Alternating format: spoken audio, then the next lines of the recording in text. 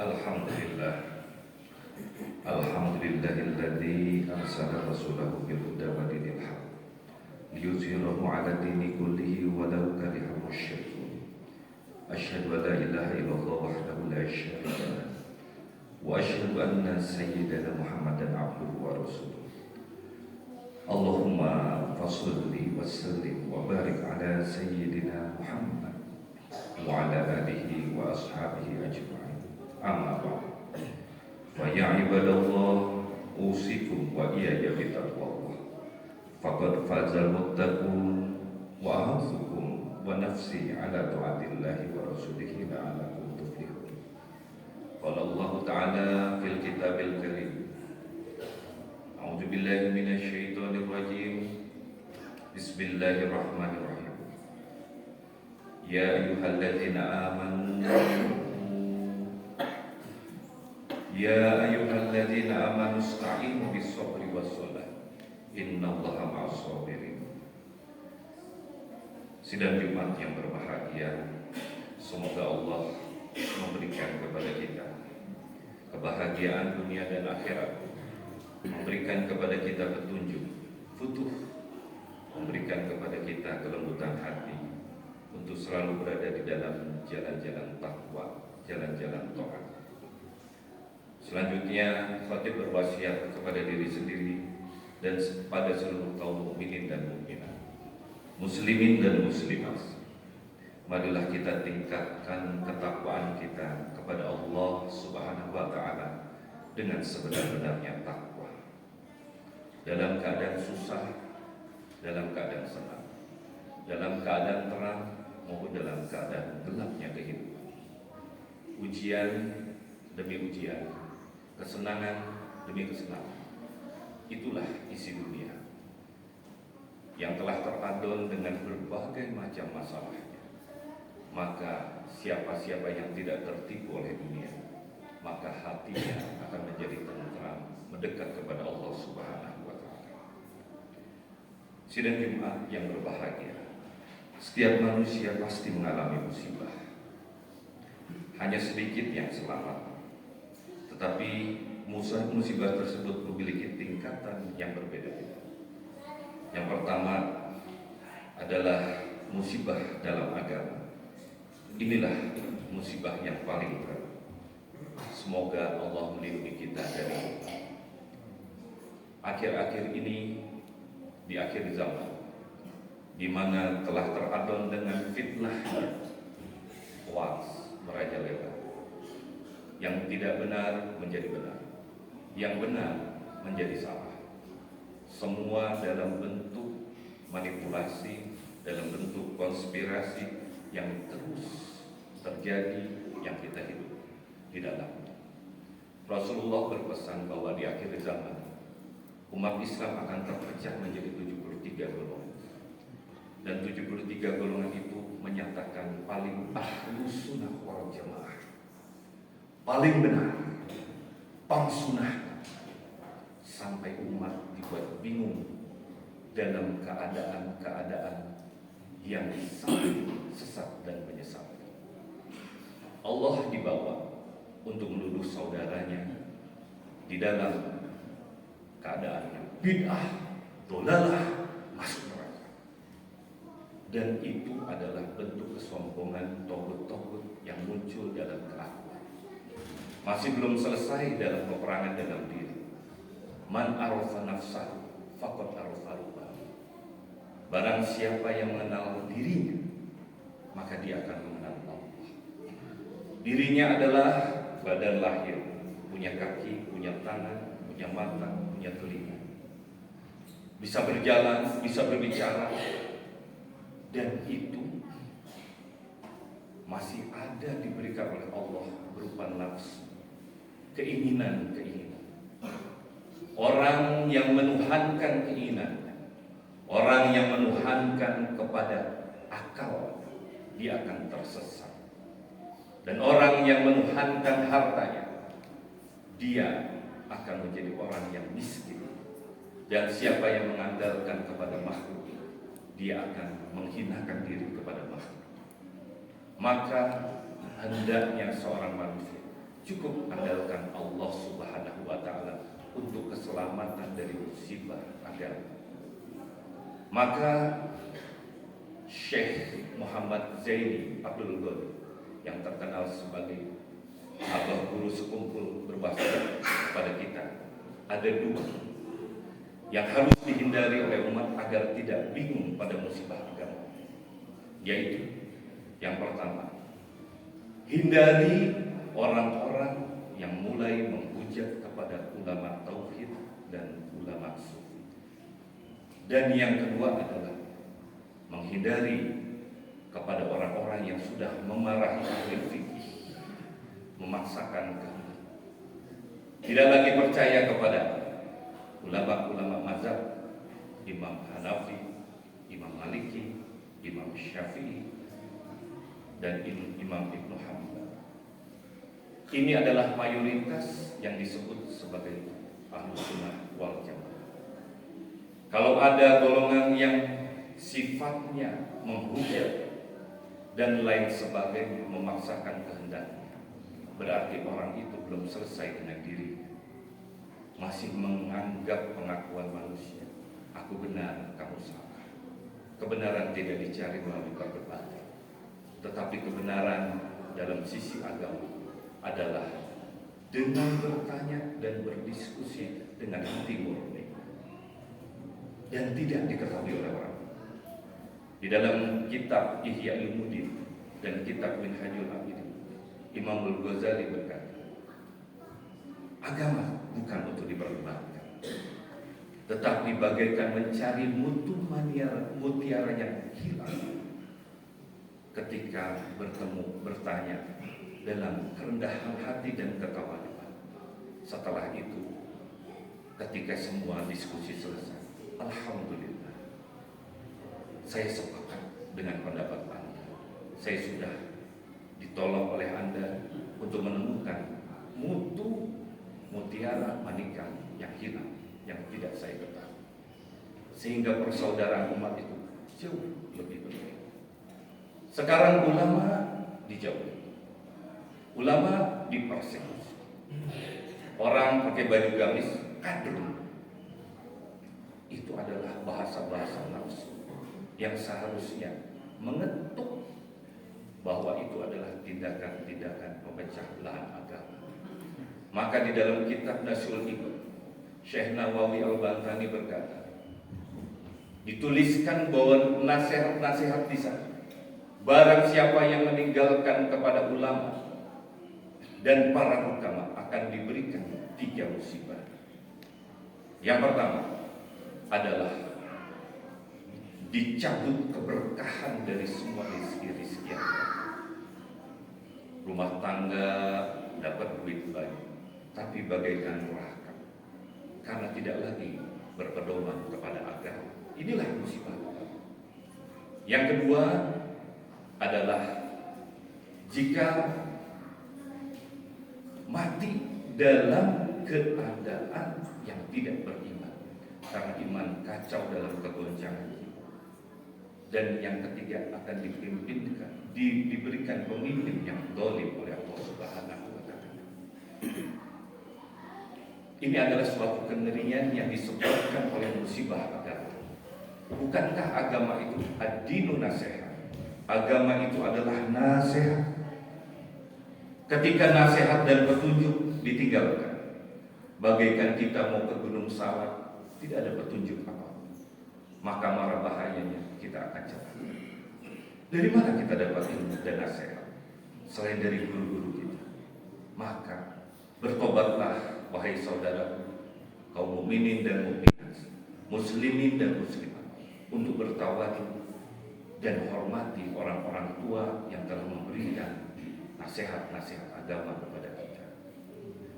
Itu adalah yang pertama, seberat-beratnya musibah. Yang kedua adalah musibah yang menimpa akal. Musibah ini hampir sama dengan musibah dalam agama. Ketersesatan adalah karena menuhankan akal, di mana akal dikedepankan, akhirnya muncul sifat kesombongan, aku bisa. Seorang dokter spesialis, subspesialis, sering berkata ketika menyulit dan mengobati pasien, ketika pasien sembuh, dia berkata, ini adalah karena kehebatanku dalam ilmu pengetahuan. Bukan, sekali lagi bukan. Itu adalah dari Allah Subhanahu wa Ta'ala. Para pelajar yang mendapatkan juara diberikan otak yang jenius sampai dia menguasai berbagai macam ilmu. Kemudian dia mulai berani-beraninya kepada orang tua atau kepada tetangga untuk meremehkan. Ketahuilah, Allah lah yang memberikan karunia itu. Menimpa akal bisa kita reduksi dengan bersyukur kepada Allah Subhanahu wa Ta'ala. Allah lah sebagai sebab daripada segala sesuatu dengan kudrat dan iradah kehendaknya. Ada yang diciptakan sebagai orang yang pintar, ada yang diciptakan sebagai teknokrat, dan ada yang diciptakan sebagai tukang becak. Ada yang diciptakan dengan beragam macam.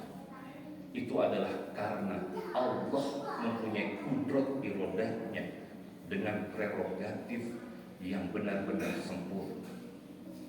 Maka sebagai seorang mukmin harus bersyukur tentang hal itu. Kalau tidak, dia akan tersesat. La in syakartum la azidannakum wa la in kafartum inna azabi lasyadid. Bukti dengan mengucapkan syukur dengan mengucapkan alhamdulillah saja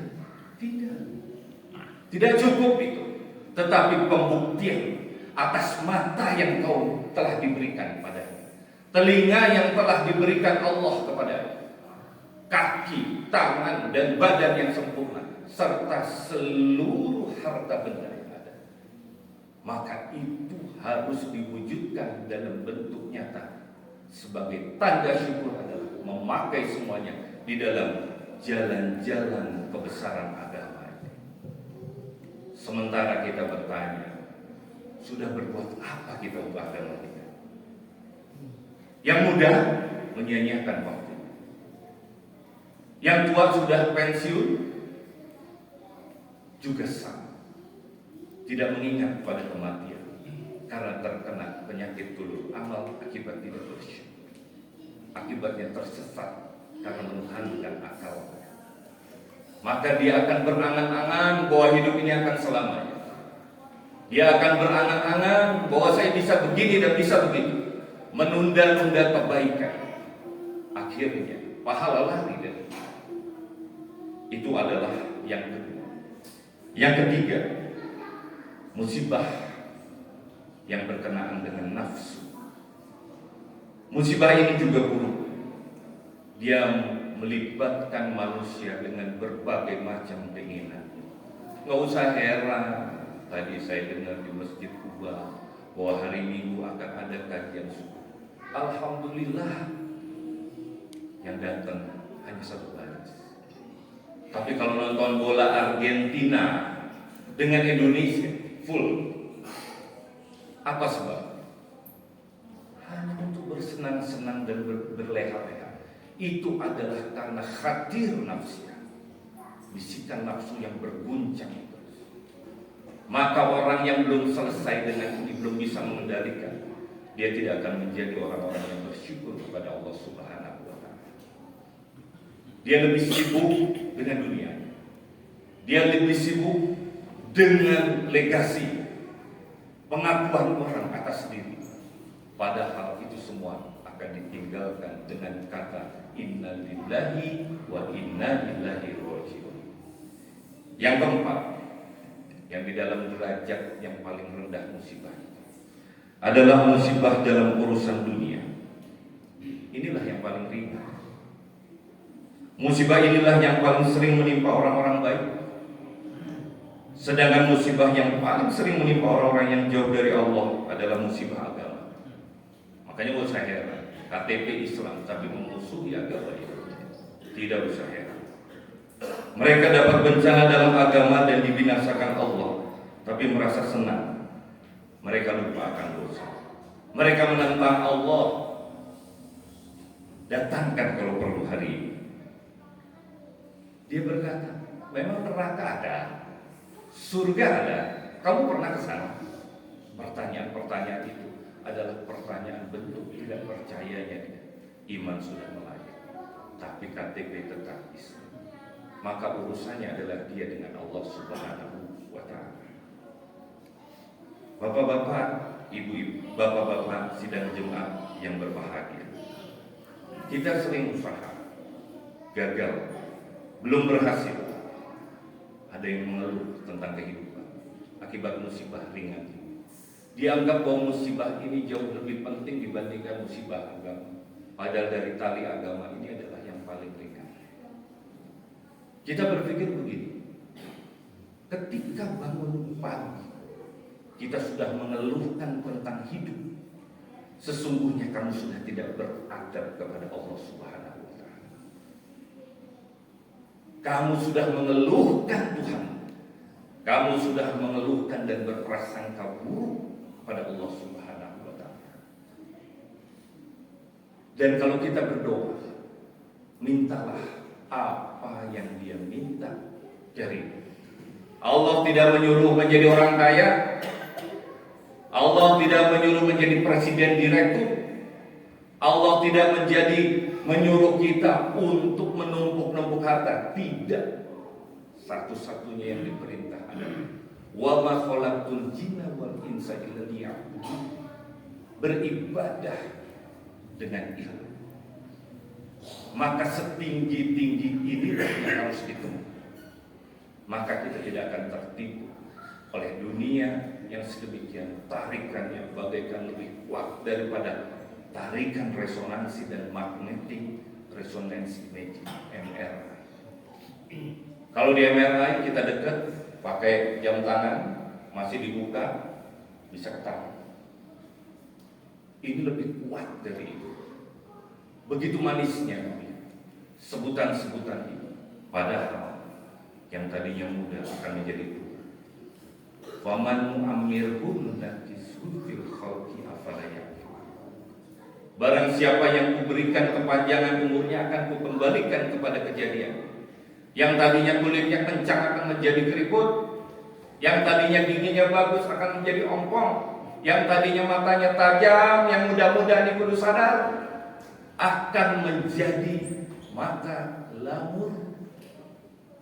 Sel-sel tubuh pun yang tadinya sehat, segar bugar, begitu umur 50 tahun mulai kena diabetes, mulai kena kolesterol, mulai kena asam urat, mulai kena segala macam. Itulah perjalanan. Akhirnya kita menjadi benar-benar kembali kepada kejadian, yaitu menuju kepada kubur. Oleh karena itu, kita harus menyadari bahwa Allah yang Maha Besar, bahwa Allah yang memberikan segala sesuatu jalan keluar. Karena Allahu latifum bi ibadihi yarzuqu may yasha wa huwal qawiyyul aziz. Allah Maha lembut Allah itu terhadap hamba-hambanya. Padahal hamba-hambanya lari, innal insana li rabbih lakanud. Disuruh tobat lari, lebih menghadap kepada makhluk dibandingkan kepada Allah Subhanahu wa Ta'ala. Dan dia memiliki rizki yang membuka pintu rizki pada siapa yang dia kehendaki, dan dia Maha Kuasa. Maka orang yang tidak berpegang kepada keimanan ini, hatinya menjadi lemah, dagang, rugi, seolah dunia kiamat. Menangis karena yang dicari adalah kemuliaan dunia. Nasihat Ibnu Athaillah di dalam Ilmu Al-Hikam, in aradta ayyakuna laka izun la yafna. Apabila engkau menginginkan kemuliaan kepada yang tidak fana, yaitu yang abadi, yang kekal, maka fala tasta'izzanna bi'izza yafna.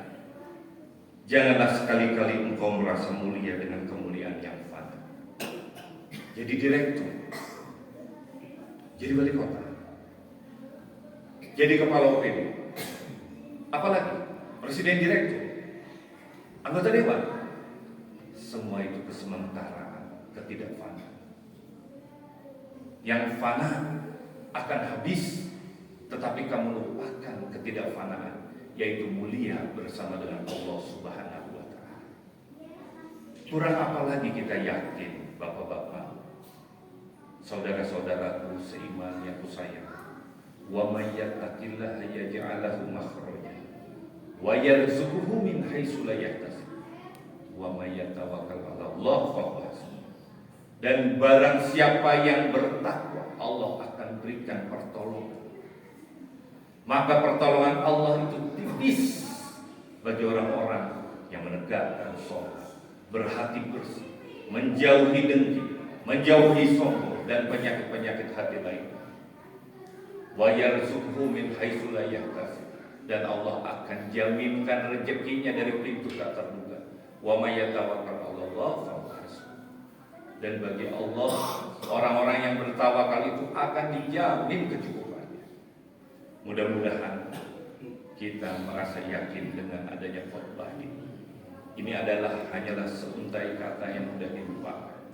Semoga menggugah hati, itu pun dengan pertolongan Allah dan warid darinya yang berupa karunia. Maka bagi orang yang tergerak hatinya untuk menuju Islam, sungguhnya dia telah mendapatkan cahaya. Afaman sarahallahu sadrahu lil Islam fahuwa ala nurin min rabbih. Barang siapa yang tergerak hatinya kepada Islam, sungguhnya ketahuilah dia telah mendapatkan cahaya. Semoga dengan bersama dengan Allah kita kejar mulianya dengan mujahadah dan riyadhah, bertaubat setiap hari. Mudah-mudahan Allah meridhoi kita. Amin ya rabbal alamin. Dan kita dijauhkan daripada musibah paling berat, yaitu musibah agama. Banyak orang menjadi murtad karena akalnya sudah tersesat. Cara berpikir yang salah. Seorang homoseks, lesbian, dia bilang pada satu seminar, saya menjadi begini adalah bukan kehendak saya, karena Allah yang memberikan kepada saya keinginan ini. Itu adalah cara berpikir yang sesat. Dia ingin menyalahkan takdir kepada Allah, padahal karena kamu terlalu mengikuti hawa nafsu. Begitu juga dengan orang-orang yang dolim, orang-orang yang salah, dia juga sama memperturutkan hawa nafsu. Oleh karena itu, sadarilah bahwa musuh paling besar bukan tetangga, bukan orang yang jahat, tetapi musuh paling besar adalah diri kita sendiri. Semoga Allah memberikan kekuatan untuk kita bisa menaklukkan hawa nafsu. Barakallahu li wa lakum fil Qur'anil azim wa nafa'ani wa iyyakum bima fihi minal ayati wa dzikril hakim wa taqabbalallahu minni wa minkum tilawatahu innahu was-sami'ul 'alim. Aqulu qawli hadza wastaghfirullahal azim li wa lakum wa lisairil muslimin wal muslimat. Fa'tabiru ya ulil albab. Allahumma sholli ala sayyidina Muhammad wa ala ali sayyidina Muhammad.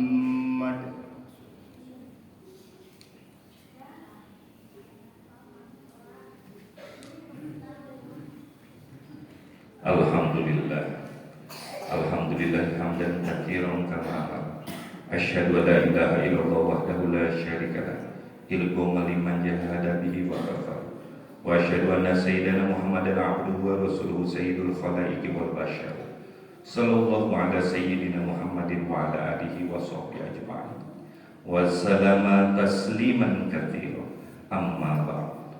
Fa ya ayyuhal muslimun ittaqullaha haqqa tuqatih wa'lamu anna Allaha amarakum bisolati nabiyyikum qadima. Qala Allah Ta'ala inna Allaha wa malaikatahu yusholluna 'alan nabi ya ayyuhalladzina amanu shollu 'alaihi wa sallimu taslima. Fajibullah ila ma da'akum wa sallu wa sallimu 'ala man bihi hadakum. Allahumma sholli wa sallim wa barik ala sayyidina Muhammad wa ala alihi wa sahbihi ajma'in. وعلى التابعين وتابع التابعين وارض عنا معهم برحمتك يا ارحم الراحمين.